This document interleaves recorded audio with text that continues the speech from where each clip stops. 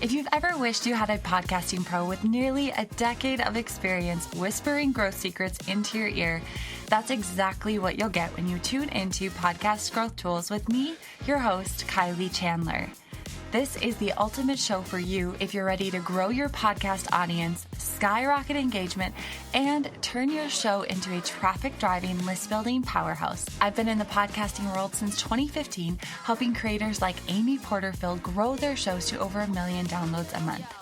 My superpower? Breaking down proven podcast strategies and marketing techniques into step-by-step guidance you can actually implement without fluff, overwhelm, or guesswork.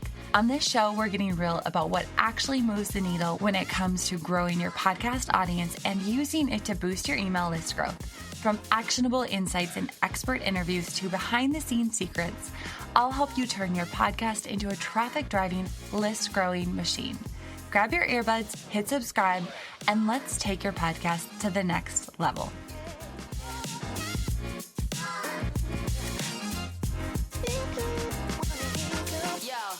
All right, my friends, welcome back to the show. So today's episode is a major exclusive. It's a major behind the scenes because for the first time anywhere, Amy Porterfield, host of the previously known podcast, Online Marketing Made Easy, is pulling back the curtain on why she's retiring her mega successful Online Marketing Made Easy podcast after 13 years and 60 million downloads to launch her new show, The Amy Porterfield Show. So in this candid conversation, Amy reveals the behind the scenes discussions that led to this massive pivot. She shares her fears about the transitions and gives us a sneak peek at what's coming in her new show. She even drops some exclusive details about her first guests. But listen, that's not all. Amy also opens up about why she stopped doing podcast ads, even though they were very lucrative, how she uses her podcast to drive millions in course sales, and the evolving role of podcasting in her business empire. So, whether you're an Amy superfan or just getting to know her, this conversation is packed with gold nuggets about podcasting strategy, business evolution, and what it really takes to stay relevant after more than a decade in the game. On top of that, I am bringing you guys behind the scenes with Amy and I because we've been friends for so long. She was my employer for almost 5 years. I ran her podcast.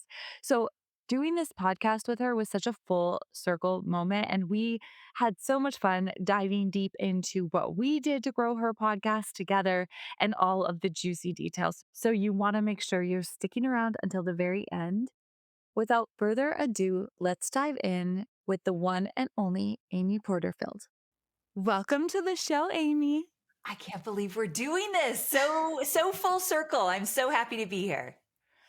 This is like, we're 30 seconds in, and this is my favorite interview ever already. It's like such an honor to have you. I mean, I love you dearly as a person, as a mentor. You have been such a big part of my life. So yay, this is going to be a blast. This is really fun. And I'm just so excited for what you've created and what you're doing. So the second I heard about it, I'm like, let's go. So thanks for having me. Yeah, well, I could not have timed this better because just this week, now this episode is coming out early March, Okay. but just this week as we're recording, you announced something huge. Yes. Bring my audience in, let them know what's happening, Amy. Okay. So for 13-ish years, we've had the Online Marketing Made Easy podcast. I remember like it was yesterday recording the very first episode. I had a keynote because I knew webinars. So I essentially created a little webinar and read from this keynote script for my first episode of Online Marketing Made Easy. And it was awkward. So I remember it vividly. And then of course, many years of great success with Online Marketing Made Easy. You were a huge part of that. So you know this show very well. But over the last year, I've had this like little voice in my head that I was ready to elevate what I've been doing. I was ready not only to do something different, but truly elevate my experience with podcasting. And so after much thought, a lot of discussion on the team, I've decided to retire Online Marketing Made Easy. And in early March, when this episode comes out, the Amy Porterfield Show will debut. And so I'm very excited about it. Can I talk a little bit about why I made that decision? I was gonna ask you that. I was like, bring us into the discussions. What happened in those discussions? Like, why did you make this decision? It's couldn't have been an easy one. No, it was so very hard because, as you know, we've had 60 million downloads with Online Marketing Made Easy. And I don't say that to brag. I say that to say this decision was hard Hmm. because who wants to leave anything like that behind? But here's the thing. Over the last 16 years of building my own business, I have changed dramatically. I think differently. I navigate differently. I make decisions differently. My team and business look dramatically different. But also, more importantly, my audience is changing. And so, if they've been with me for years and years, they also are builders versus beginners. Now, I still have a lot of beginner entrepreneurs in my audience, and they will still be served by the podcast. But at times, it might feel a little bit more aspirational than something they could implement right away. And I think that is great for a beginner as well. But I want to serve those who are making, let's say, 100K or more. They already have a small email list. They have an offer they're putting out there. Now they're ready to say, okay, how do I solidify this? How do I make this bigger? How do I really start to grow? Those are the conversations I want to have on the Amy Porterfield show. So it's going to feel a little bit more advanced, sometimes, not always, but I also want to share more of my personal side, something you've always encouraged me to do when we would come up with our podcast topics. So I do want to let people in a little bit more about around behind the scenes in a more authentic way. So I've got big plans for this podcast, and I'm very, very excited. Well, I'm so excited for you. Congratulations. I Thank you. think I'm so proud of you for doing that because I was just talking to my husband and I said to him, Amy's audience has grown with her and Yeah. now her students are making they have established businesses and it's time to evolve with them. And so I'm really excited. I think this will serve them on a whole new level. Okay, so talk to me about the plan for rebranding. Now, I know that you are not changing, you're not like creating a new RSS feed, you are just changing it. So, what is the decision there? How are you rebranding? What's the plan? I love that you brought the RSS feed in because I wanted to talk about that. That was a very hard decision as well. I consulted a friend of mine who starts people's podcast and has been in that world for a long time. And I said, "What do I do?" And the advice he gave me is keep Online Marketing Made Easy in the same feed as this new show because the ratings are there, the downloads are there, the momentum is there. To throw that all away would be a crazy mistake. And so, what we're doing is, like you said, continuing the new show in the same feed. But I also didn't want to lose the name Online Marketing Made Easy. I have grown that name for 13 years now. So, we're taking the best of the best out of Online Marketing Made Easy and we're parking it in a brand new feed with the name Online Marketing Made Easy. So if you search, you're going to find that brand new feed with like 20 of my best episodes.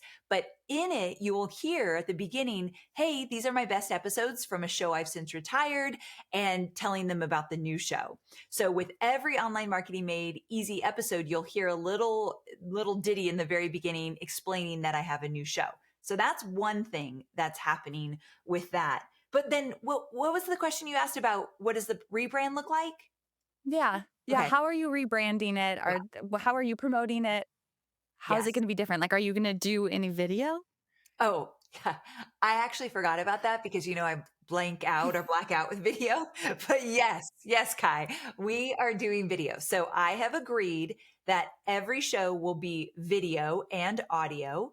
I haven't yet gotten to the point that I'm excited about that because anyone that knows me knows I'm not particularly a big fan of having to do video a lot. And I do it for my business, but now my podcast, that means hair, makeup, cute shirt. I mean, that's a lot of work, right? But also, Different than me. stop, you look fantastic. The first thing I told her was, your hair looks great. Um, but I just feel as though it's definitely more work. But beyond the hair and makeup part, just when you're on camera, it feels different. When no one's looking, it just feels a little bit easier to record the podcast.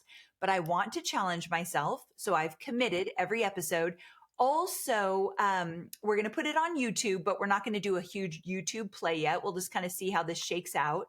I'm only starting with one episode a week. And as you know, when you were with us, we went 2 episodes a week and doubled our downloads. It was a huge success, but I just needed to give myself a little bit of baby steps just to kind of ease into this because I want the show to feel different, but I haven't quite figured out all those elements yet. So it is on video and I have a new space. So as you can see me right now, anyone that's watching us, this is where I do all my videos. But behind the camera right there, I have a really comfy chair. We have just a really clean background, and I want to be more cozy and casual. So we shall see, because cozy and casual is not my most easiest place. I'm definitely more buttoned up, but I love the idea. I've watched so many podcasts where the women are sitting in comfy chairs and their mic is like on a stand on the floor and they're just chatting with you. I love that vibe. So I'm going to create it as well. Well, it's gonna be amazing. I mean, I can't wait. Okay, so tell us a few of the guests. Okay, so my first guest is Jefferson Fisher. Do you know Jefferson? Do you know that name? Yes, I do, yeah. Great. Yes. So we've become good friends over the last few I months, love and that. he's my first guest. He has a big book coming out. He's a communication expert and trial lawyer, but really all we talked about is great communication. Mm, So in that episode, I felt like it's not way different than the episodes I did on the other podcast. I think where my show will feel different is my solos. There's only so many ways you could change an interview, but my solo episodes are going to feel definitely different. But my second guest is Tara McMullen, and she's all about, I'm really excited about this. She talks about how success in your business isn't just about money. And where do you find that success and happiness in your business in other places? And as you know, as entrepreneurs, the money is a big driver. We got to make money. And so sometimes it can kind of take over. So mhm, she's talking about other ways to look at success and find success. And I think that's a great conversation for a woman that's building her business or a man that's building their business and they want to continue to grow. mm. Yeah. Oh, these sound so good, Ames. I'm Excited. so excited for you guys, Thank you. for you, Thank and you. I can't wait to share it. And Uh, yeah, this episode is coming out early March, so it'll coincide really well Perfect. with that. We'll get the word Yes. out. But let's shift a little bit and let's talk about where does the podcast sit in the ecosystem of your business and the marketing strategies that you and your team do? So it is a huge part of my business. So I'll just talk podcasts, whether it's OMME or the new show, Mhm. but it has always been like the backbone of my business. It's where new people find us. I've always said what I love about a podcast is that the platforms help you find more people. There's such an organic reach in terms of Apple Podcasts and Spotify. And when you're new and you get on the special list, if you can get there, that means a big push in your show. So I love that the platforms work with you. And so with that, that's helped us grow our podcast. It's also a big list builder for our business. So we're always looking for ways to find new opportunities to give freebies away or mention different things we're promoting or selling. A lot of times we like to do webinars or freebies. We tend to not say, hey, I'm selling XYZ, go to the sales page. I don't tend to do that on the podcast, but I definitely have a lot of free opportunities to invite people into our world. So it's a huge list builder. We do use it to sell our programs, products, and services. For a long time, or not a long time, recently, I would do ads for other companies. And I did that for a good year last year. And I just realized it's not my style. I'll maybe go back to it one day. But really, my favorite way to use my podcast is to promote my own things. It's hard Mhm. enough to launch and sell these days online because it's so many people online doing what I do. So to use my podcast for my own products and programs has proven to be one of the best decisions I can make. I love that. So I actually am so glad you brought up promoting other brands Mhm. because you've dabbled in a little bit of both. And what lessons have you learned? Why did you decide to take a step back from that for at this time? Like what's your decision process there?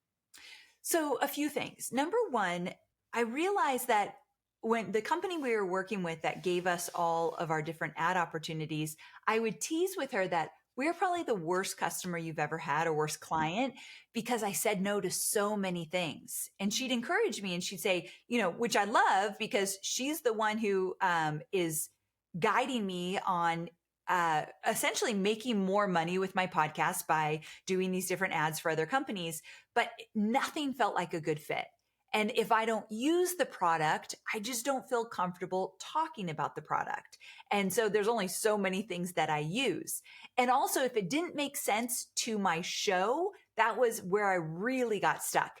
One of the reasons I'm excited for the new show, the Amy Porterfield show, allows you to do so much more in the entrepreneurial space versus online marketing made easy. I was very much pigeonholed into that one area. And I'll still talk about all of that, but now I get to expand beyond it. So with online marketing made easy, talking about salad spinners or whatever, that wasn't one of them, but you know what I mean? I couldn't, it wouldn't make sense to me. I'm not a lifestyle brand. And so that's another reason I didn't love it. So number one, I just felt like I was out of alignment and I said no to so many things that just felt bad to me. So that was number one reason. And number two, if I'm doing it to make more money, which is why people advertise on their podcasts, again, coming back to I run a multi-million dollar business where I sell multiple programs now. And so why would I ever not want to encourage people to check out my programs with this amazing platform that I've personally built? It just makes more sense. And it takes a lot of stress. I felt like I was stressed when I was having to market other people's programs, or not programs, but their products. Well, I think that's such a good behind the scenes. And I think it's a good way to give permission to some podcasters who are feeling a little like this isn't in alignment with what I do or what I sell. And I always appreciated and admired that about you, Amy, is, we'd be like, okay, they're asking us to do this. And you'd be like, I don't really know. I do remember What is it? What many was it? I remember this is like when I started, so like 5 years ago. Okay. Beef sticks, like Oh, the you beef sticks. Don't even get me started. And I'd often tell Kylie, like, don't bring me any beef sticks. I'm not going to market beef sticks, but I did market them. And so, yes, you're right. That was our running joke. And I remember your job was hard, Kylie, because you'd come to me and I know you knew I didn't want to do it, but you'd say, okay, they want us to do this or they want us to do that. And I could hear it in your voice. Like, you're like, I don't even want to bring this up, but you had to, it was your job. Right. But yeah, I really have struggled with it. So I thought, you know what? Money is great and I always want it. But when I feel out of alignment, it's not worth it. So that's when I Mm, had to say, this isn't going to work. that's so good. Hey guys, thanks so much for joining me. I hope you are loving these podcast episodes. And listen, if you want to go deeper with me, be sure that you are on my newsletter. You can head to podcastmarketinghub.com/subscribe. I send out weekly emails that have tons of industry insights, trends, and of course, tangible, practical strategies that you can implement to start growing not only your podcast, but your email list so that you can see growth from those two things in your business. So be sure that you get on my newsletter. That's podcastmarketinghub.com/subscribe, and you'll get all of the juicy weekly details. One thing I want to point out to anyone listening is the beautiful thing that you did, Amy, was you were so specific about the title of your podcast because that is, for anyone listening, like the title of your podcast is a huge way to get discovered. So, for however many years, did you say 16 or 13 years? 13. 13 years when somebody searched online marketing because of that searchability, you were there. But the beautiful thing about a podcast is it does evolve with you. And now you are ready to have the Amy Porterfield show, which is so exciting and I love. So, anyone starting out, you can be thinking of that. How can I make it searchable? But Amy is a great example of how, if you do it for a while, it doesn't have to be that way forever. So, Well, I hope you're right, Kai, because I know I have some friends saying, why would you ever not keep that name?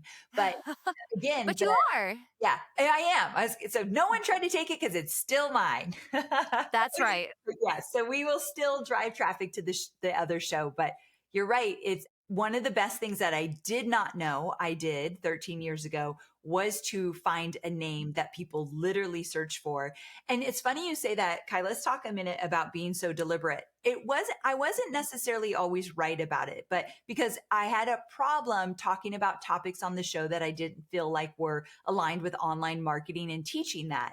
And sometimes I went too far with it. Like I could have talked about other things. Many shows talk about many different things and they're not so deliberate with the name. But one way it did serve me, I think, is I am very much known for an online marketer that serves other people and teaches them how to be online marketers and business owners as well. So that name, because I was so diligent with staying in my lane, I think it did allow me to find my place in this online world. And you're right, after 16 years of being in business, I think my name now stands for something where I can switch the show, but I couldn't have done this 5 years ago, 6 years ago. So I love that you brought that up. It's such a great point. And on top of that, Amy, it has really established you as a thought leader in this space. And I think that has been such a beautiful thing. And now you get to pull that into your new show. So Yeah. I want to talk a little bit about collaboration. And I actually just saw on Instagram you did this post about collaborating with competitors. Yes. And I've actually been noticing that you've been doing some great collaborations. And, like you and Jenna have similar products, and yet you guys still use your podcast to support and collaborate with each other. What does Yes. that look like for you? How do you navigate that, but still get to sell your products or not worry that you're sending all of the potential clients over to somebody else? Jenna Kutcher is such a perfect example of this. So I'm glad you brought that up. She has a list building course. I have a list building course. And a lot of what we teach is very similar, and our teaching style is similar. Our audiences are similar. Yet every year she promotes Digital Course Academy. She's my number one affiliate for that program. And every year now I promote either her Pinterest program or her podcasting program. Some years I've done both, um, and for her business.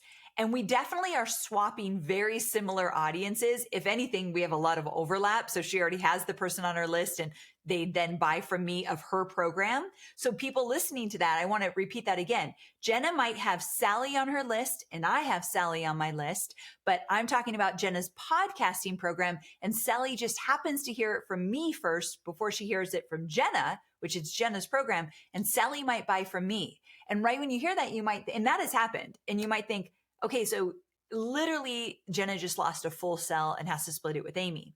So you could look at it like that, but I feel like that is a lack of abundance way to look at it. But instead, the way Jenna and I look at it is she's never going to create a program to teach people how to create a course and launch it. That's not anything she wants to do. So now she has this friend who has a very similar audience. So what she says really works for her audience and my audience. And now she can make money with a program she never has to create, nor does she ever have to teach. Hallelujah. Because there's programs all of us don't want to do or teach. Same with Pinterest and podcasting. I will never create a program about those two topics. And so that's really how I look at collaborating. Do they have a program that I would never create on my own? And do they have an audience that is similar to mine? Will it make sense that I promote their program because our audiences are similar? And that has proven so valuable for us. Now, obviously, we do not promote each other's list building course. That wouldn't make any sense, but we do share notes and we do help each other. Like, what did you see on that conversion? What did you see on that? How are you promoting that? So my point is, when you have an abundance mindset, even if there's a little overlap, even if Jenna might take some of my customers and I take some of hers, I don't even think about it. I think about the bigger picture and how beautiful it is that we get to promote each other's programs like that and be really great friends. And I have become really great friends with people in the industry because they've promoted for me or because I've promoted for them. From Jasmine Starr to Stu McLaren to Jenna Kutcher to so many other people, Marie Forleo. I started with promoting them and became friends with them, some of them. And that's a pretty beautiful thing. It really is. And I do feel like the industry, I feel like 2025, there has been a shift after talking to so many people that people are excited to collaborate and support. And like, I don't know if it's like we're all banding together and we're all like, oh, wait, there is a ton of abundance. So Yes. I'm so glad you shared that actual example to kind of really paint the picture for people. So, so good. Okay, let's talk since you brought up digital courses. Yes. When you are going into planning, so every September, you guys start planning for Digital Course Academy. Far before that, where does a podcast sit and fit into your launch plans? And what conversations are you having? I love this question. And I'm also laughing because every question you ask me, you could probably answer about my company because you are so ingrained in it. But I appreciate you letting me talk about it. But promise me that if I miss something, you'll add because you do know my company well. Deal? Okay. Yes, of course. Okay. So with that, the podcast plays a very big part of promotion for any of my programs. But let's take Digital Course Academy, for example. So with this program, we do a very long pre-launch. At least we have in the past. This year we're trying a smaller pre-launch, but let's just say all the other years it's been at least like 2 months long. One time we did 90 days. I mean, we get crazy. A pre-launch essentially is warming up people, giving them freebies, doing lives, building trust, affinity, and then you go into a launch. So with that, the pre-launch, the podcast is heavily part of that pre-launch. So that's when we talk about all of our promos. I start doing a lot of episodes that are going to relate to the launch that I have coming up. So for example, if I teach you how to create and launch a digital course, I might teach you how to start growing your email list with a course focused audience 2 months before I even launch Digital Course Academy. The question we ask is, what do they need to know, believe, understand before they're ever ready to buy? We call it the golden question. So what do they need to know, understand, believe before they're ever ready to buy? We answer that question and then we teach all of that on the podcast before we launch the course. So that is a really big one for us. And then we have giveaways that will ease them into getting excited to buy a course, because the pre-launch and using a podcast for the pre-launch is so important that when you get to, hey, get on my webinar, I'm going to teach you how to create a course. And on the webinar you sell, it's an easy yes. They're ready for it. Mhm. So using a podcast to create all the content for a pre-launch is the best way to use a podcast in promotion. That's so good. And so, how do you use it for your evergreen offer? Like, are you thinking about that as you're creating? Every time you meet, you sit down and you talk about what topics you're going to be creating for your podcast. Are you thinking about your evergreen, or what's the process? That's a great question, Kai. We don't think about it enough. We probably should. Here's where it gets a little tricky with Evergreen. When you've had an Evergreen program for a long time, like I have, several years, it can be, marketing blindness, where I've talked about it so much on the Mhm. podcast, in my emails, on social, that they're like, yeah, we know you have an Evergreen program. Mine happens to be a list building one. And so with that, what we've done is we typically every quarter now we will do an email, a few social media posts, and a mention on the podcast for my Evergreen program. And it's usually somewhere in the middle or at the end of a quarter. And we use it very wisely. So the majority of my traffic for Evergreen and my revenue comes from cold ads. We spend a lot on ads, making sure that we're always getting a good ROI, but we use advertising in a cold audience for my Evergreen.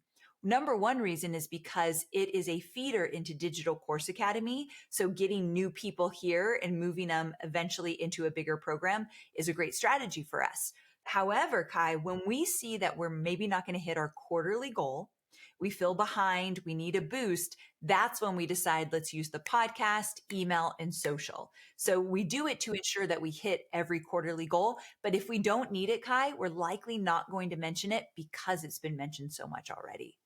That is fair. And I do have to wonder what that's going to look like with the new show. Are you, because Yeah. you're attracting a different Yes. clientele, a different listenership. What is your plan for if you do attract a new, well, you will attract new listenership? What's their journey now? What's that going to look like? Go to the next question, Kai. Just joking. It's a hard question. So I've thought about it for a while.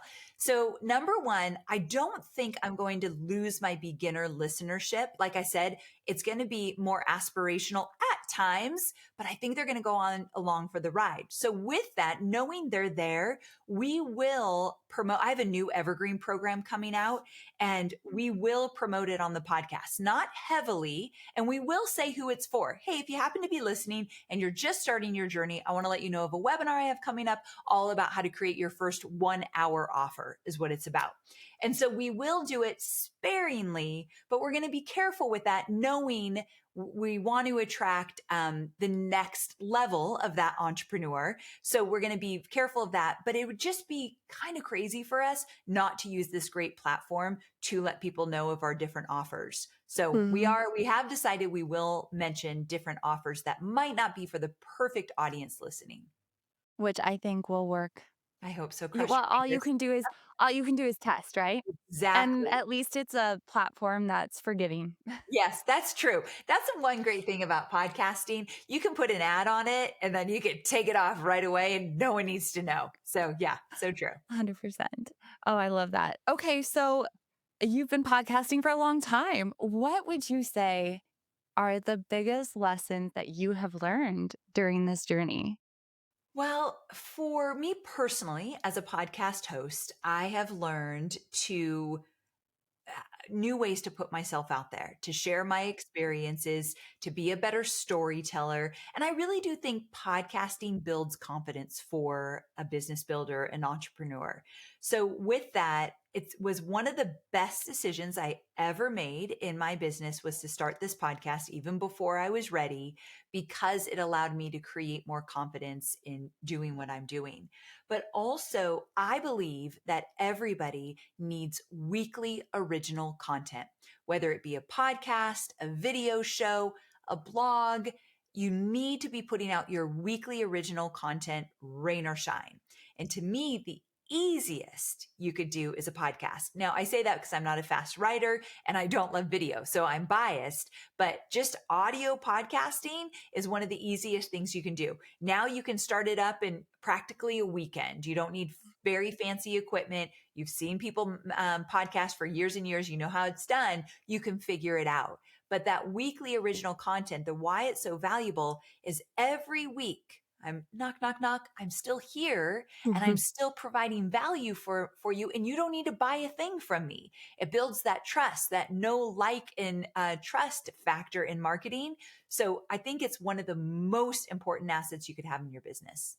I agree. And when we're talking about bringing somebody along the journey, and if the goal is to buy your digital course or to go to your mastermind or to buy a product, a physical product, for them to get to know you is it's such a unique opportunity. So I couldn't agree more.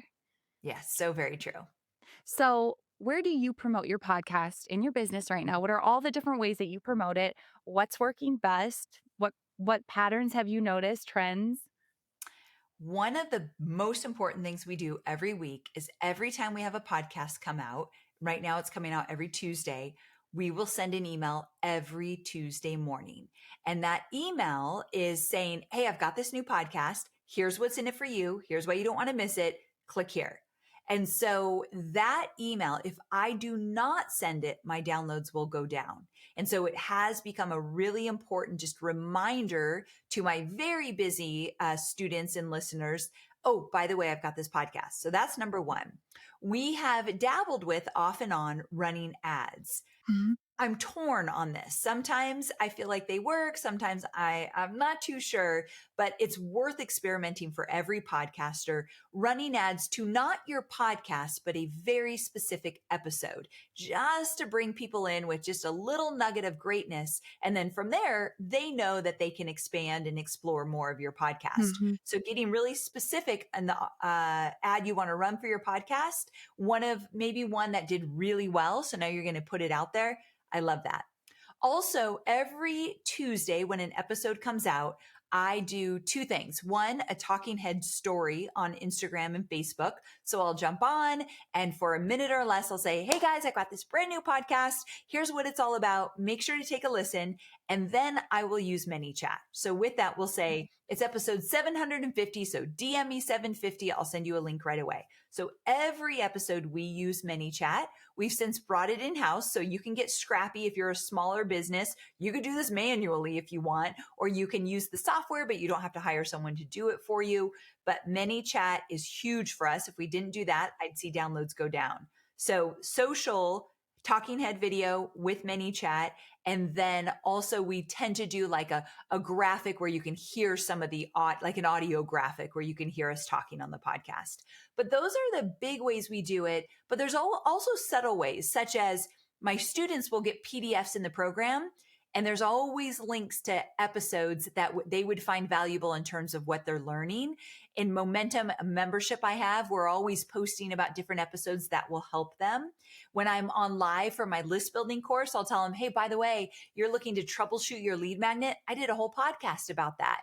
And so I often say that my podcast is a love letter to my Mm. students because I'm teaching in there what I'm also teaching in my courses, just in different ways. So we do a lot of kind of cross promotion in that way. That's so good. And I love that you brought up your students because I talk to so many podcasters who are like, we need new, new, new. And I was like, okay, but how many of your students, of your people in your community are listening every single week? Let's make sure that they are. Let's get them on board. And it's like they're kind of forgotten about. I hate to say that. Of course they aren't, but you know what I It's true mean. though. So, Yes. And mhm. it's the easiest listenership you can get. You Yes. already have a relationship with them, but you're right. You've got to promote to them. I just posted on LinkedIn yesterday how my dog has taught me so much about podcasting. And one piece was that he, Scouty doesn't do this because he doesn't shed, but Grizz sheds everywhere. So he like leaves little, everywhere. And I'm like, how do we even get hair there? But he's always leaving nuggets to remind me he's there. And you have to do the same with your audience, with your students. Just always be So leaving nuggets true. about your podcast. So true. I love that so much. I forget that you have a dog while you also are on adventures. Two? Two I dogs, always two forget big that. dogs. And a baby. I mean, come on. I know she's almost 2. Can you believe Okay. it? Ugh, No, I cannot because I remember absolutely when she was born. How is she 2 years old already? I I know. always I'll tell bring her her in here when she's we're one of done. the most beautiful baby girls I've ever seen. Like I have said that many times. She really is. Okay, let's talk about some trends that you're seeing in the list building space. Okay. What's happening? What's working this year? List building is a tough thing to get going. I tell my students this all the time because I teach it that it's one of the most unsexy things you do in your business, but you have to be doing it all the time. I always say, always be list building. And so, what we're seeing working now more so than ever. One, the rise of newsletters. Kai, Mm, forever, I taught people don't do a newsletter because there's other ways to grow your list faster. But over the last year, I have seen really successful newsletters. And what I mean by that is you brand your newsletter around a specific topic and you have a standalone page and people are signing up to get it every single week, but it feels more special than get an email from me every single week. mhm, So the branding of it, the focus of it, and running ads to that page to get people to sign up, it's working right now. So I'm always a big fan of that. I am a more like battle tested, tried and true marketer. So if something works, I'm staying with it until it doesn't. And one thing that's worked for a very long time is quizzes. People love to create quizzes. We created a quiz for our podcast. Wait, Kai, we should talk about that for a second. I'm okay. actually going to put you on the spot because you created it. And it was a Mhm. great list builder and we Yeah. got more downloads for it. So Mhm. I know this is not my show, but will you tell them what we did with our podcast quiz?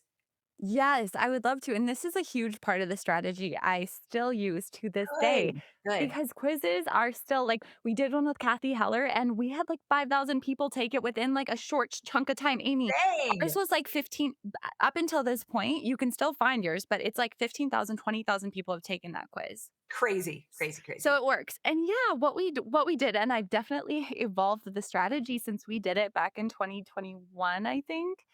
But I mean, create the podcast. The reason you're creating the quiz is to give people a playlist of your top episodes. They don't want to fish. Amy's sitting here saying, episode 750. Can you imagine trying to go through 750 episodes as a new listener, trying to figure out where to start? So you curate that playlist for them. But beyond that, you are nurturing. Now they're on your email list. You can create an entire nurture sequence that gives them more free goodies, that gives them more free episodes that really shows them how to follow or subscribe to your podcast. And then at the end, it's magic. I mean, you can literally send them to your low ticket offer. You can send them to a webinar that leads to a high ticket offer. You can send just more free stuff. It's such a powerful tool and people love it. And on top of that, ads for quizzes are way cheaper Yes. than anything else, which is awesome. So true. Remind me though, so when they took the quiz, we asked them questions about what they needed and where they were struggling, right? And then they got, was it like more so like a curated list? But obviously, we didn't have a million different lists. We had like maybe five different lists that you could get depending on, do you need to grow your email list, create your Mhm. first digital course, build your business or whatever? Is that how we did it? Yeah, yeah, I think we had 3 or 4 outcomes, which you Okay. basically just fit into who your ICA is, right? Yeah. You look at your ICAs and you create a playlist of 10 episodes for each one as the outcome, and then give them other stuff on top of that, like, Yeah. you know, other fun stuff. Like, you guys did a quiz recently for your digital course, and it was like, "Here are your next steps to get to be a successful digital course creator." And then a podcast was a step, and taking, List Builder Society could be. So it's like you're almost curating not only the playlist, but their journey within your world and your business. It's so cool. I love a podcast quiz. Definitely. I'm so glad you're using that with your clients because it was your idea and it worked really, really well. So thanks. It's fun. It was fun. I'll give the podcast back to you. You go. Well, I'll come back and let's create a new quiz, because that one needs to be Wonderful. updated for your new show. Just let For me the know. I'll new come show. back. Yes. Yes. I Yes. love Yes. it. Oh, that's so good. Okay, well, I am so excited about that simplicity of the newsletter thing. I feel like my mind is blown, but it shouldn't be. Like, it's so simple and easy just to get people there. So thank you So for true. sharing that. And with ChatGPT, if you train it, it will help you write this newsletter every single week. I have a really good friend who's a beautiful writer, but he's also very proficient on ChatGPT.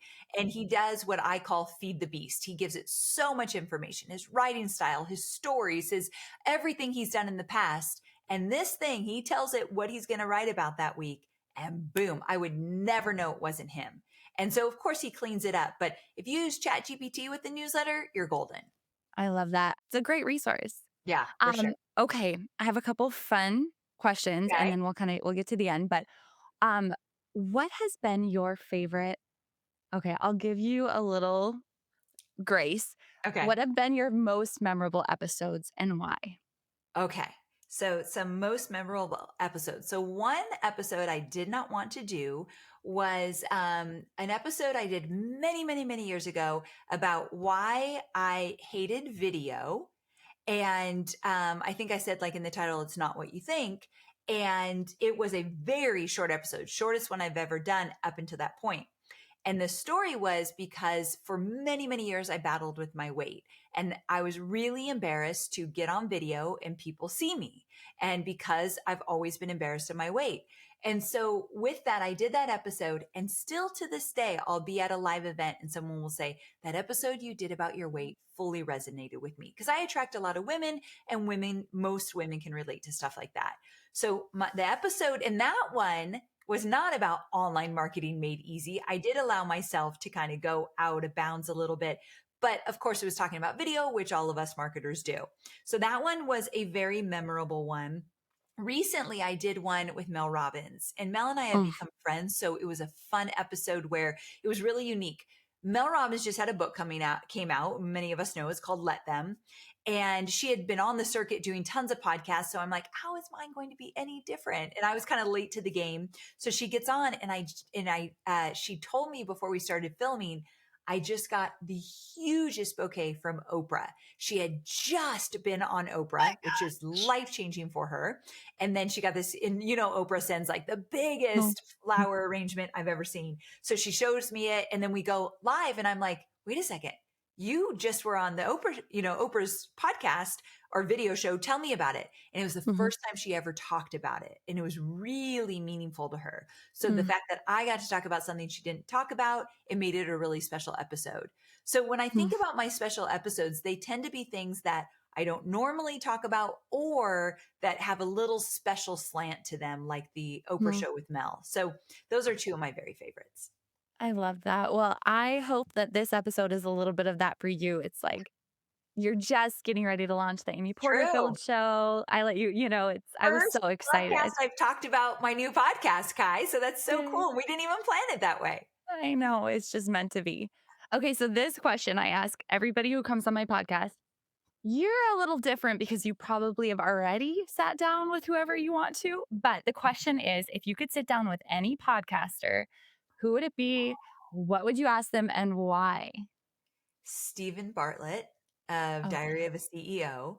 I think he is fascinating. I think he's one of the best interviewers I've ever met. And why I love him and why I would love to sit down with him and learn his ways is every episode, it feels like he's just finding out information for himself. Like he'll interject, like, well, when I talk to my girlfriend, she does this. What do you think we should do? And I love learning about him while I'm learning about whatever the person, the host, the guest is talking about.